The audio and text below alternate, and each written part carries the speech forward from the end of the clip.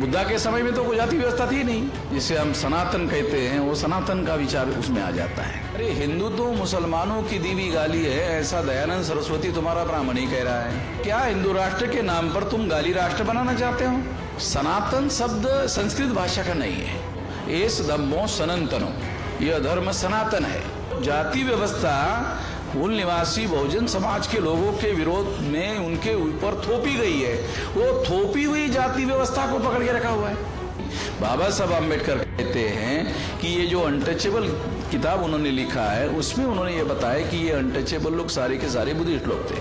Buddhist international network काम करता है तो फिर बहुजन लोगों का इंटरेस्ट होगा। वर्ण व्यवस्था के आधार पर बनाई गई व्यवस्था को समाप्त करना, संगठित शक्ति निर्माण करने के लिए मेरी सारी जिंदगी इस राह में लग गई। मैं खुद एक इतिहास हूं।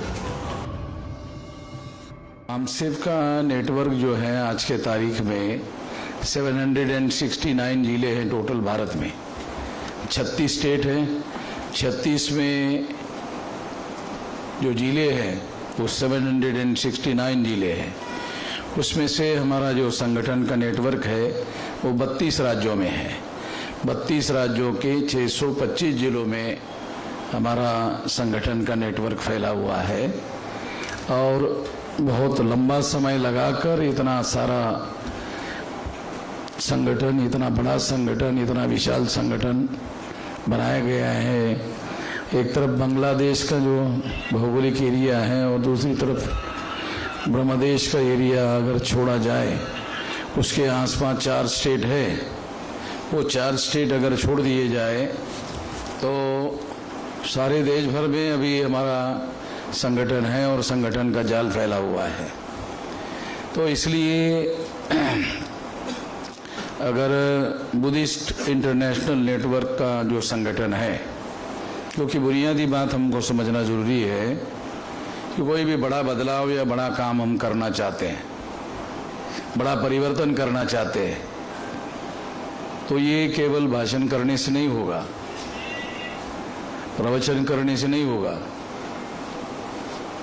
जो ट्रेडिशनल लोग हैं, वो ट्रेडिशनल लोग, उनके पास कोई खास जानकारी नहीं है। उनके पास बाबा साहब अम्बेडकर का नाम है, वो नाम लेते रहते हैं। मैं ये नहीं कहना चाहूँगा कि नाम लेना गलत है, कि उनके पास इतनी समझदारी है, जितनी समझदारी है उतना वो काम कर रहे हैं। हम ये नहीं कह सकते कि वो लोग गलत हैं। उनकी जितनी समझदारी है उतना काम उन्होंने किया, या कर सकते हैं उतना किया। मगर मैं ऐसा मानता हूँ कि बाबा साहब अम्बेडकर जैसा करना चाहते थे, तो बाबा साहब अम्बेडकर अकाली मृत्यु होने की वजह से उनकी सारी योजनाएं जो वो करना चाहते थे, वो सारी योजनाएं किसी के पास उन्होंने डिस्क्लोज किया, ऐसी कोई जानकारी उपलब्ध नहीं हुई है। वो किसी काम को करना चाहते थे तो वो कैसे करना चाहते थे, करने का तरीका क्या है, ये कोई जानकारी किसी के पास उपलब्ध नहीं है।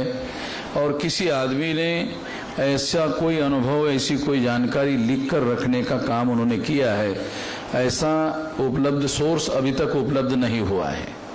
इसलिए हम लोग अपने तजर्बे के अनुसार, जैसा अभी मेरे पास 68 साल मेरी उम्र हुई है और 50 साल का लगभग संगठन संचालन करने का, बनाने का तजर्बा है, उसके आधार पर मैं आप लोगों को ये बात कह सकता हूँ कि यदि कोई बड़ा बदलाव आप करना चाहते हैं तो बड़ा बदलाव संगठित शक्ति के बगैर नहीं हो सकता।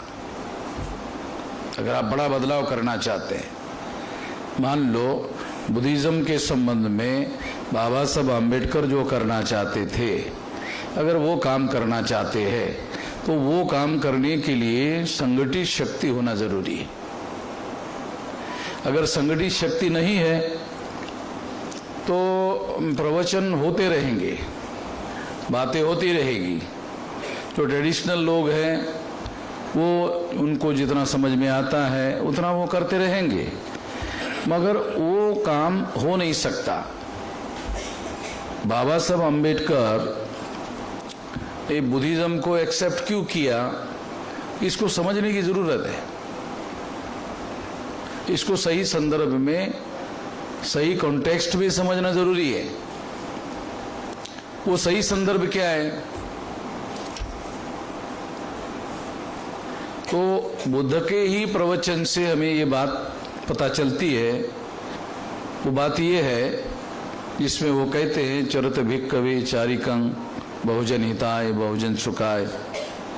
तो इसका मतलब ये है कि जो बुद्ध का धम्म है का मतलब मार्ग है, रास्ता है, तरीका है, या विचारधारा है, या उनका कार्यक्रम है, वो बहुजनों का कल्याण और बहुजनों का हित देखने वाला है। इसके लिए उन्होंने वो चलाया बहुजन लोगों का। ये कोई मैं काल्पनिक बात नहीं बता रहा हूं, क्योंकि उनके प्रवचन में है। चरत, ये पाली भाषा में है, चरत भिक्खवे चारिकं बहुजन हिताय बहुजन सुखाय। तो इसका अर्थ ये है कि बहुजन हिताय और बहुजन सुखाय के लिए बुद्धिज्म की विचारधारा है। अब आज के स्थिति में ये काम कैसे होगा? वो तो उन्होंने बहुजन हिताय बहुजन सुखाय का काम बताया, इस काम के लिए वो काम कर रहे थे।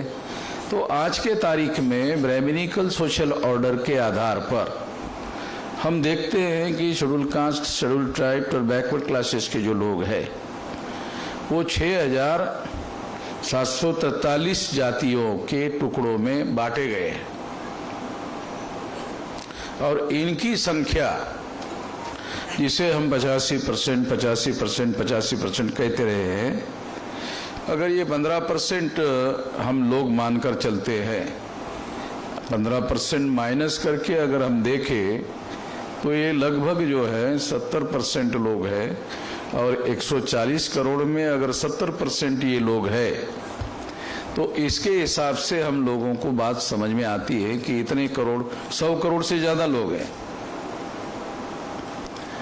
ये जो SC, ST, OBC के लोग हैं, और जो माइनॉरिटी भारत में दिखाई देती है वो भी SC, ST, OBC से कन्वर्टेड है, धर्म परिवर्तित है।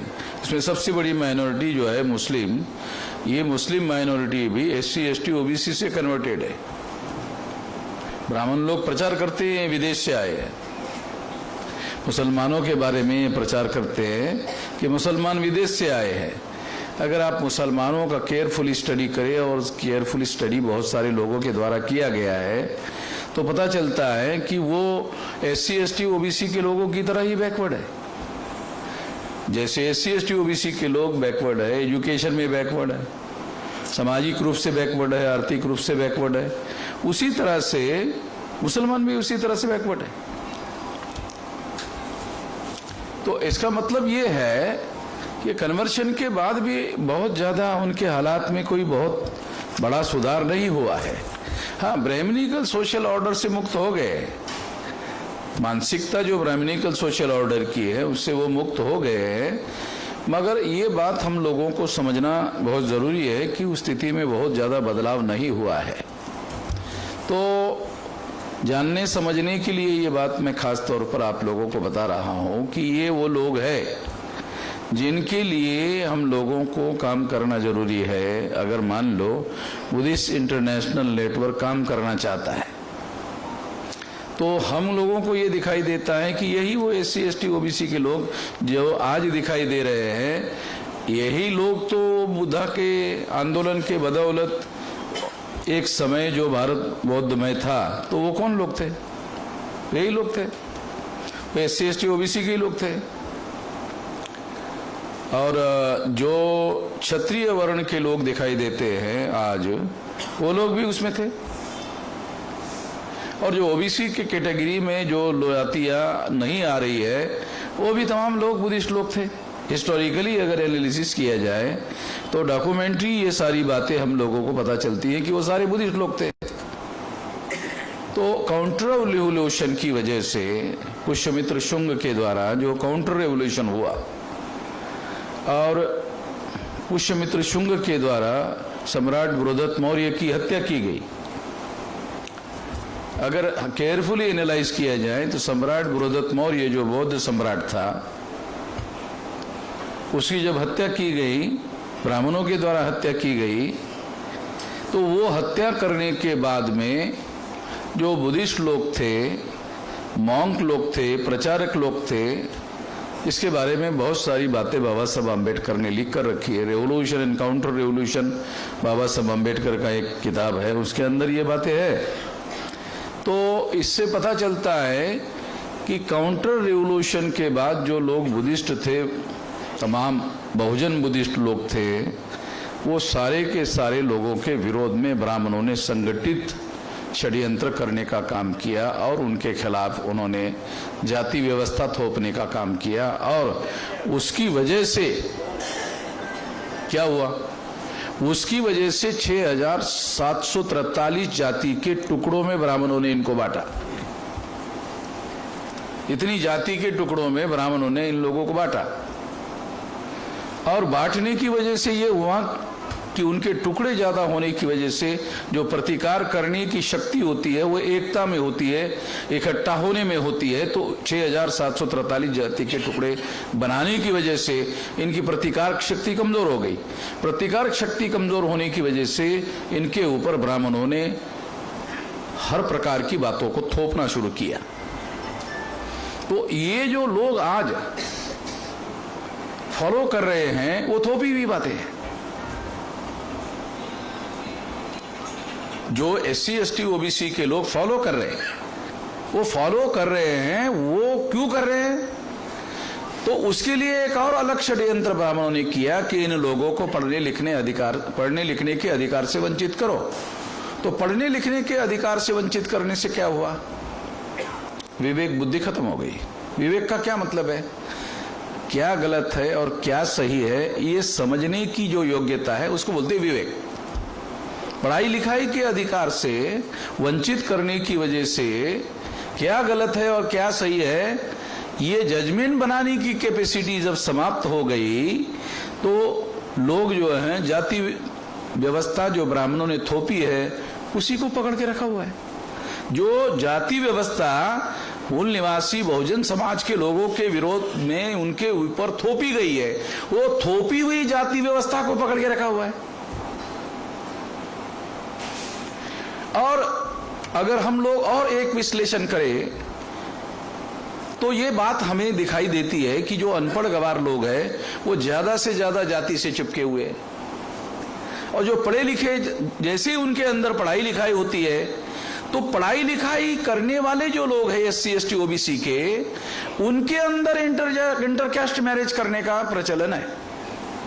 मैं समझाने के लिए उदाहरण देके बातें बता रहा हूं कि अनपढ़ गवार जो लोग हैं वो जाति व्यवस्था को ज्यादा पकड़ के रखा हुआ है उन्होंने,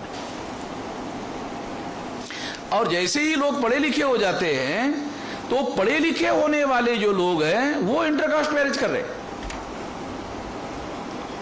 यानी इसका मतलब है जैसे ही उनका विवेक जागृत हो जाता है, विवेक का मतलब है क्या गलत है और क्या सही है, जैसे ही उनको समझ में आता है कि ये जाति अंतर्गत विवाह करना जाति को बनाए रखने का षड्यंत्र है, ये बात जैसे ही उनको समझ में आती है उसको तोड़ने के लिए वो इंटरकास्ट मैरिज करना शुरू कर देते हैं। तो इसका मतलब ये है कि पढ़ने लिखने के अधिकार से वंचित करने का एक हथियार डेवलप किया गया और इससे उन लोगों को वंचित कर दिया गया। इस वजह से क्या हुआ कि इन लोगों ने शुरुआती काल में इनके ऊपर जो चीज थोपी हुई है, दीर्घ काल में जब ये अनपढ़ गवार बना के रखे गए तो इन्होंने ही जाति को बनाए और बचाए रखने का काम किया। आज भी जाति को बनाए और बचाए रखने का काम अनपढ़ गवार खुद ही कर रहे हैं।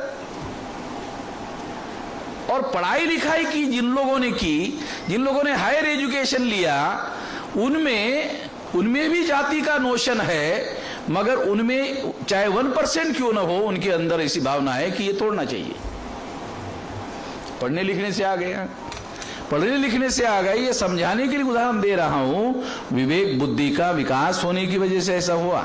क्या गलत है क्या सही है ये समझने की योग्यता निर्माण करने की वजह से ऐसा हुआ।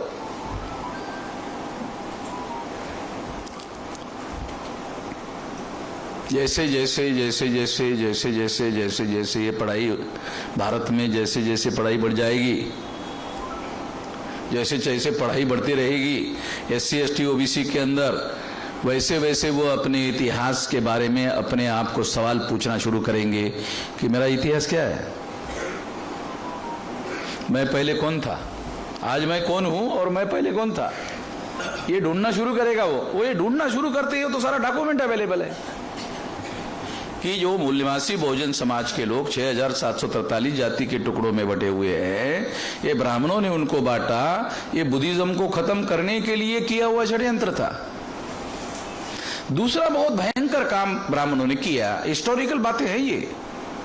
दूसरा भयंकर काम ब्राह्मणों ने किया, इतना सारा करने के बाद भी जिन बुद्धिस्ट लोगों ने ब्राह्मणों की बातों को मानने से इनकार किया, ऐसा इतना भयंकर षड्यंत्र ब्राह्मणों ने बुद्धिस्ट लोगों के खिलाफ में किया, इसके बावजूद भी कुछ लोगों ने ब्राह्मणों की बातों को मानने से इनकार कर दिया।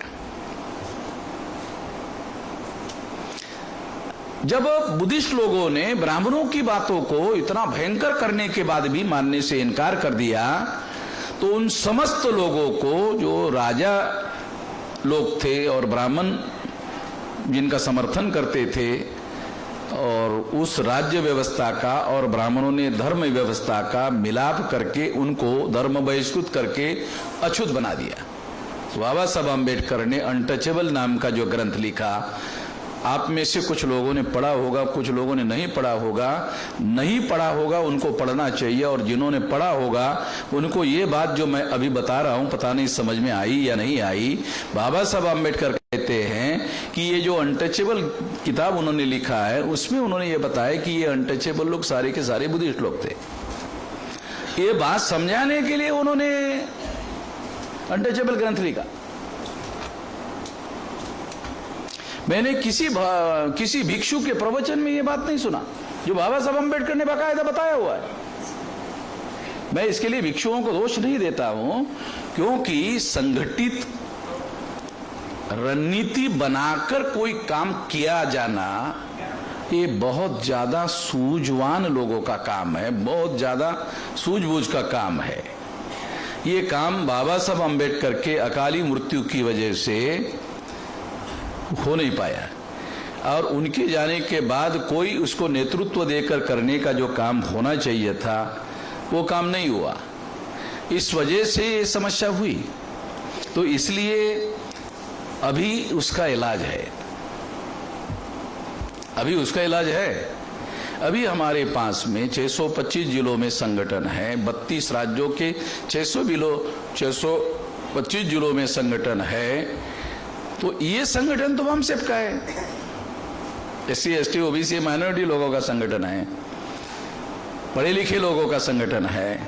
तो ये जो संगठन है, ये संगठन के मदद से 625 जिलों में बुद्धिस्ट इंटरनेशनल नेटवर्क का काम खड़ा किया जा सकता है। अभी मैं नागपुर में ये बात बताया कि 3 महीने में एक स्टेट में एक आदमी संगठन बनाना कितना मुश्किल काम है। मैंने संगठन बनाया और पूरी जिंदगी लगाया, 68 साल मेरा हो रहा है। 58 साल में आदमी रिटायर हो जाता है, और 60 साल में लोग बोलते हैं रिटायर्ड ही नहीं, अभी ये टायर्ड भी हो गया है। तो मैं खुद ये बात जानता हूँ, मेरी सारी जिंदगी इस काम में लग गई। संगठित शक्ति निर्माण करने के लिए मेरी सारी जिंदगी इस काम में लग गई। मैं खुद एक इतिहास हूँ, मैं खुद ही एक इतिहास हूँ। मेरे सामने ही मैं खुद ही एक इतिहास हूँ, मेरे सामने ही ये सारी चीजें हुई है, और मैं खुद तो ये बात जो है, संगठित शक्ति निर्माण करने के लिए बुद्धिस्ट लोगों की, बुद्धिज्म को प्रचार प्रसार करने के लिए, जो मैंने नागपुर में कहा कि जो बुद्धिस्ट इंटरनेशनल नेटवर्क में काम करने वाले लोग हैं राष्ट्रीय स्तर पर, जो 2 लोगों को जिम्मेदारी लगाई है, तो उनको मैंने कहा कि भाई आप लोगों को 3 महीने में, क्योंकि आप लोगों को मुश्किल है, तो 3 महीने में आपकी मदद करूंगा। 3 महीने में आपको एक आदमी एक स्टेट में दूंगा, 3 महीने में। वैसे तो मैं चाहे तो 8 दिन में ही कर सकता हूं, मगर वो टेक्निकली होगा, ऑब्जेक्टिवली नहीं होगा। ऑब्जेक्टिवली होना जरूरी है। तो 3 महीने में एक आदमी दे रहा है। वो एक आदमी एक स्टेट में बुद्धिस्ट इंटरनेशनल नेटवर्क जो है उस स्टेट के जिलों में पहचाने का काम करेगा। तो 3 महीने में ये काम होगा। फिर रहते हैं 9 महीने। तो 9 महीने में उन लोगों की मदद से अपने अपने जिलों में, अपने अपने स्टेट के जिलों में एक आदमी एक जिलों में ढूंढना है। तो अभी अगर मान लो 615 जिलों में 32 राज्यों में संगठन है, तो एक आदमी एक जिलों में 1 साल के अंदर खड़ा किया जा सकता है। और इससे क्या होगा, एक संगठित शक्ति, एडहॉक संगठित शक्ति निर्माण होगी। परिपूर्ण नहीं, एडहॉक होगी। अगर ऐसा करते हैं तो बड़ा संगठन, व्यापक संगठन, अगर बड़ा संगठन, व्यापक संगठन बनाया जाता है तो निश्चित रूप से संगठित शक्ति निर्माण होगी बुद्धिस्ट इंटरनेशनल नेटवर्क की। और फिर बुद्धिस्ट इंटरनेशनल नेटवर्क की संगठित शक्ति निर्माण होगी तो बुद्धिस्ट इंटरनेशनल नेटवर्क के लोग जो परिवर्तन करना चाहते हैं वो संगठित शक्ति के बल पर कर सकते हैं। इसमें 1 साल भर में ये काम, मैं जो बुद्धिस्ट इंटरनेशनल नेटवर्क में काम करना चाहते हैं उन लोगों को ये काम मैं 1 साल के अंदर ही कर दूंगा। मेरे पास संगठन बनाने का हुनर भी है, अनुभव भी है, और मेरे पास तमाम सारे देश भर में लोग भी है। तो उसमें जो बुद्धिज्म में इंटरेस्ट रखने वाले लोग हैं उनमें से एक आदमी निकाल करके उनको इस काम के लिए लगाया जा सकता है। एक काम। तो 3 महीने में तो एक स्टेट में एक आदमी, और 9 महीने में एक जिले में एक आदमी।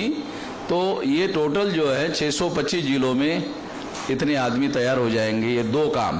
तीसरा काम, इतने सारे लोगों को राष्ट्रीय स्तर पर ट्रेनिंग देना जरूरी है। जो लोग बुद्धिज्म का काम करना चाहते हैं, बुद्धिस्ट इंटरनेशनल नेटवर्क का काम करना चाहते हैं, उनको ट्रेनिंग देना होगा।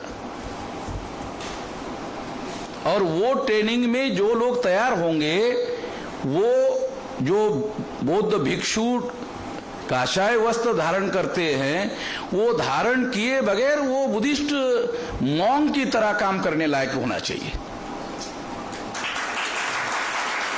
बौद्ध भिक्षु काशाय वस्त्र धारण करते हैं, ये उनका रिचुअल है, स्वाभाविक है, वैसा उनको करना है।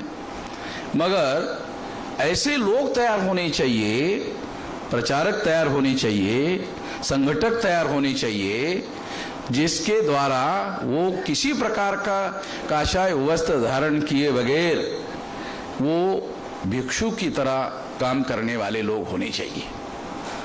ऐसे लोग ट्रेनिंग में तैयार किए जा सकते हैं। उनकी ट्रेनिंग लगाने के लिए मैं उनको हेल्प करूंगा। ये इतना काम अगर किया गया तो बुद्धिस्ट इंटरनेशनल नेटवर्क एक बड़ा संगठन खड़ा हो जाएगा। क्योंकि क्या करना चाहिए, कैसे करना चाहिए, संगठित शक्ति के बल पर कैसे करना चाहिए और कौन सा काम करना चाहिए, अभी बुद्धिस्ट इंटरनेशनल नेटवर्क का सबसे बड़ा ऑब्जेक्टिव क्या होना चाहिए? सबसे बड़ा ऑब्जेक्टिव बुद्धिस्ट इंटरनेशनल नेटवर्क का होना चाहिए वर्ण व्यवस्था के आधार पर बनाई गई व्यवस्था को समाप्त करना, जाति व्यवस्था के आधार पर बनाई गई व्यवस्था को समाप्त करना, अस्पृश्यता के आधार पर बनाई गई व्यवस्था को समाप्त करना, महिलाओं की दासता जो ब्राह्मण धर्म के द्वारा निर्माण की गई है उसको समाप्त करना, शूद्रत्व ओबीसी के लोगों पर थोपा गया है उसको समाप्त करना। अगर ऐसा एजेंडा बनाकर बुद्धिस्ट इंटरनेशनल नेटवर्क काम करता है तो फिर बहुजन लोगों का इंटरेस्ट होगा। अगर आप बुद्धिस्ट होने के आधार पर केवल शादी लगाने का काम आप करते हो,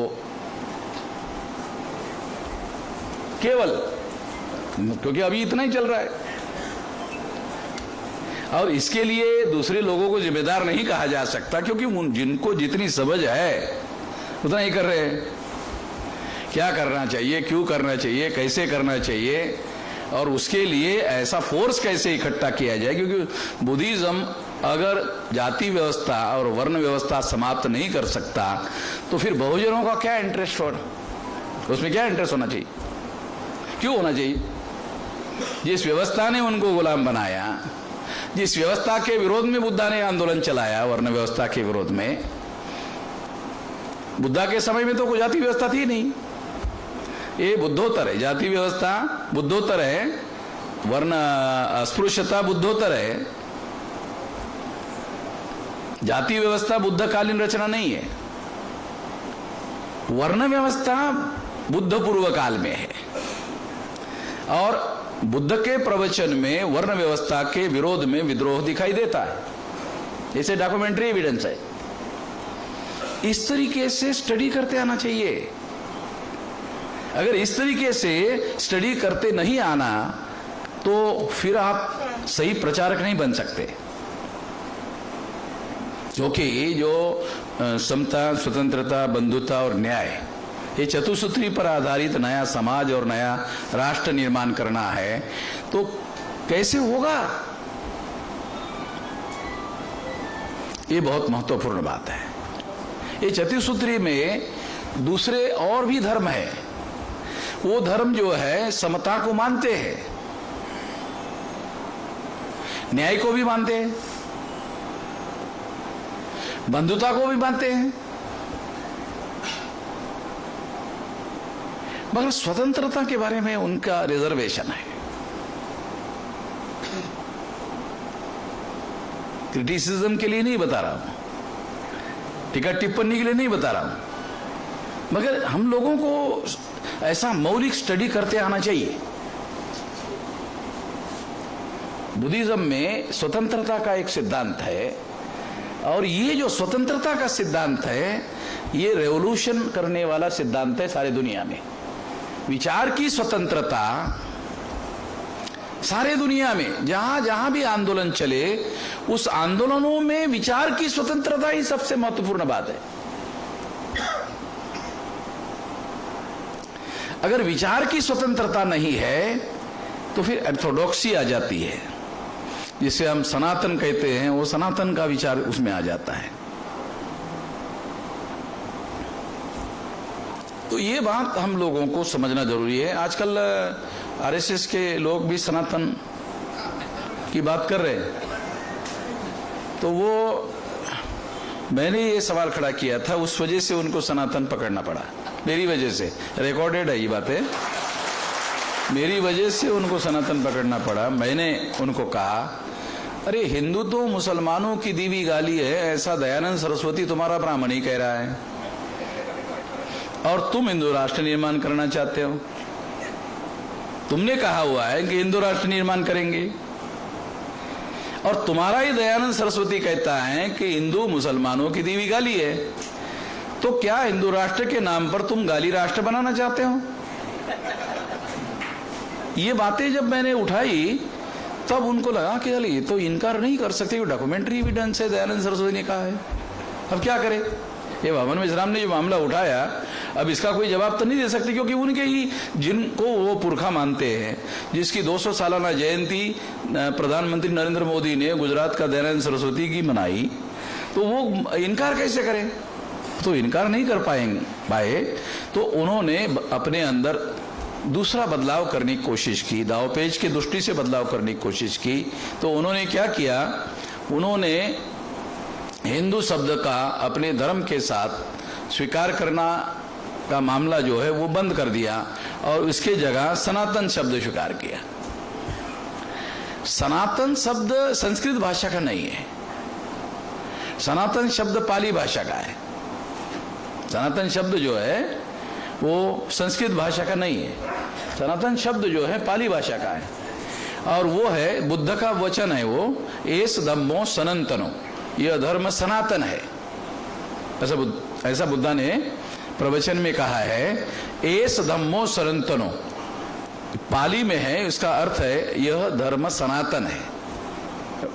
कौन सा धर्म सनातन है? सारे के सारे इंसान जन्मता बराबर है, और ये जब से धरती बनी तब से है, शुरू से है, प्रारंभ से है। इसलिए सनातन शब्द उसके साथ जोड़ा गया, शुरू से है। तो ब्राह्मण लोग शुरू से है ही नहीं भारत में, वो विदेशी है। तो ये भी नहीं कह सकते कि शुरू से यहां हम रहने वाले हैं, इसलिए शुरू से रहने की बात भी नहीं कह सकते।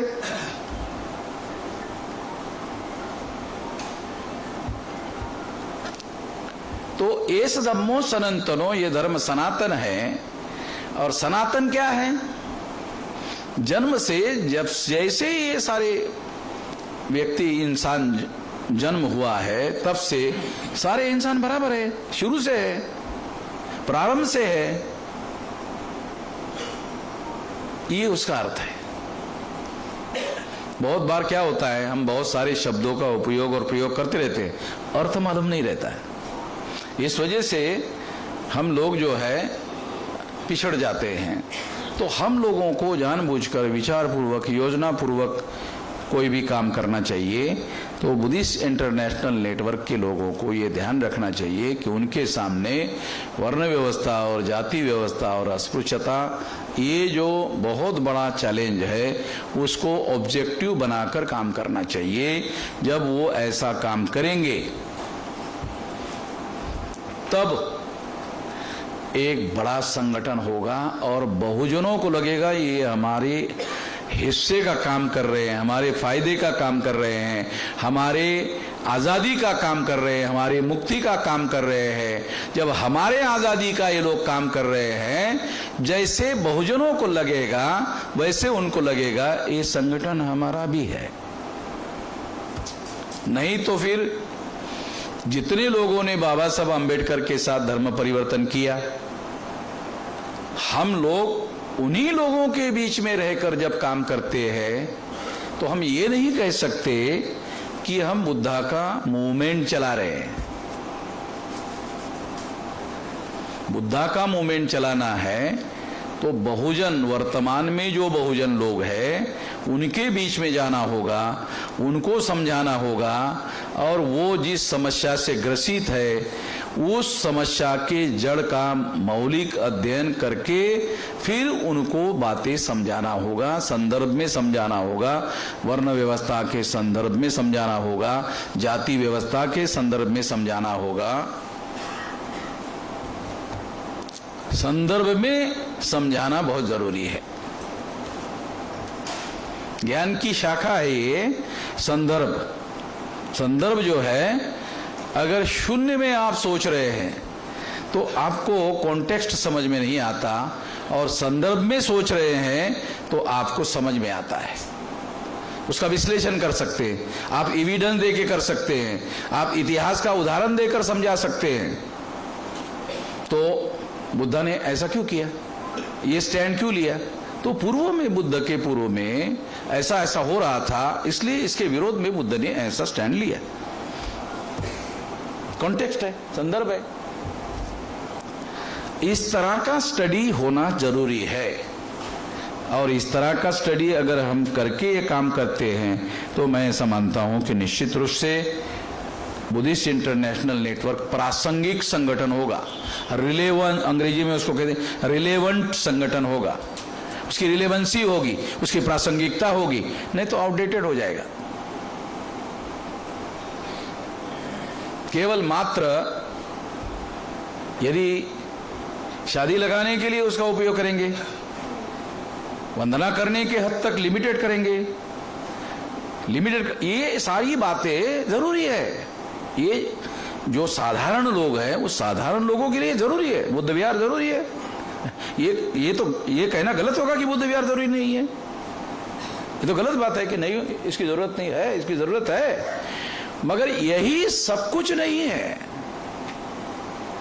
ऑब्जेक्टिव के लाइट में इसको समझना होगा।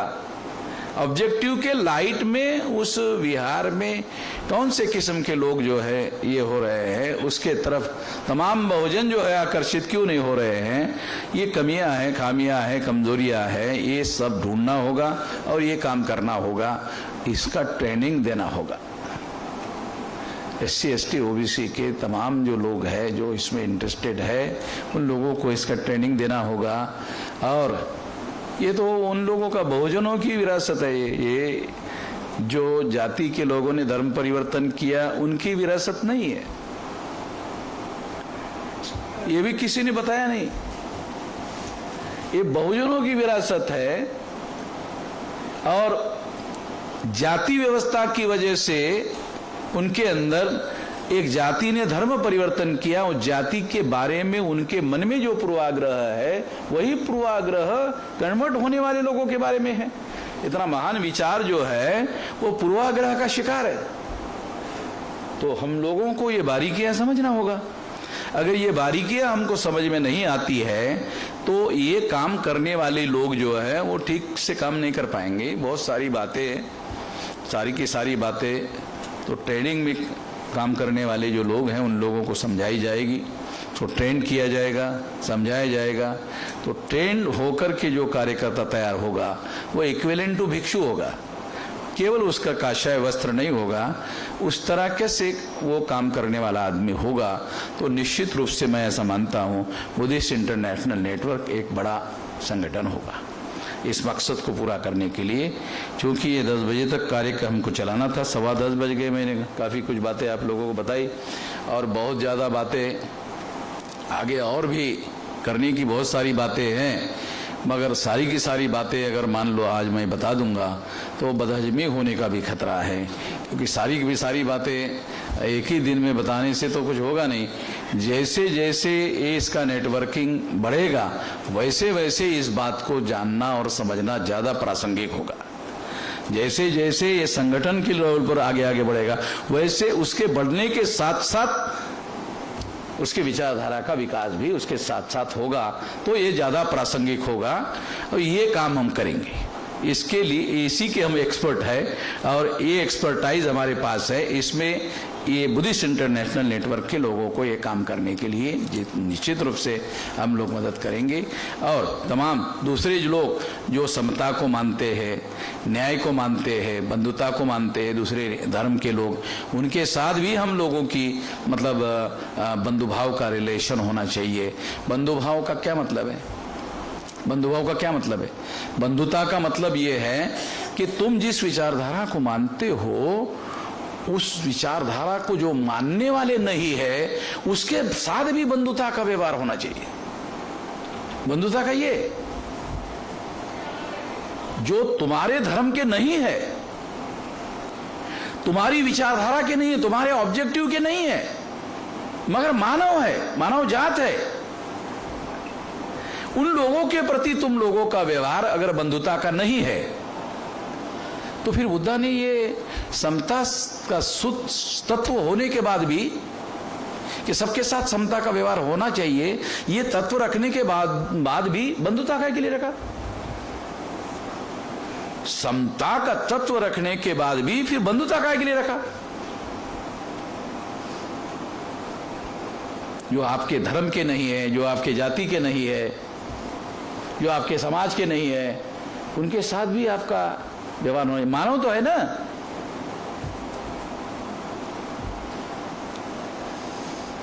ये बहुत ज्यादा जरूरी है क्योंकि भारत के कॉन्टेक्स्ट में ये बंधुता बहुत ज्यादा इंपॉर्टेंट प्रिंसिपल है। इसको हम लोगों को अपने जीवन में अगर कोई बुद्धिस्ट होकर बंधुता का व्यवहार दूसरे लोगों के प्रति नहीं करता है तो मैं ऐसा मानता हूं कि वो बुद्धिस्ट होने के अंदर उसके अंदर कुछ कमियां है, कोई खामियां है। ये बात समझना जरूरी है।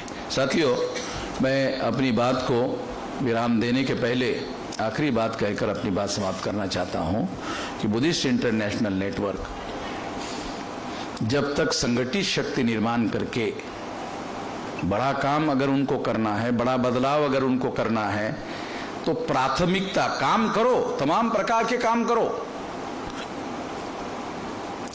मगर उसमें सबसे ज्यादा महत्वपूर्ण काम जो है संगठन निर्माण करने का काम निरंतर करते रहना पड़ेगा। निरंतर करते रहने की वजह क्या है? जो सीनियर होते हैं वो बुजुर्ग हो जाते हैं, इस वजह से कर नहीं पाते, इसलिए नए लोगों की भर्ती होना जरूरी है। जो सीनियर है बुजुर्ग होने के बाद कुछ दिन के बाद में वो उनका मृत्यु हो जाता है, इस वजह से भी नए लोगों की भर्ती होना जरूरी है।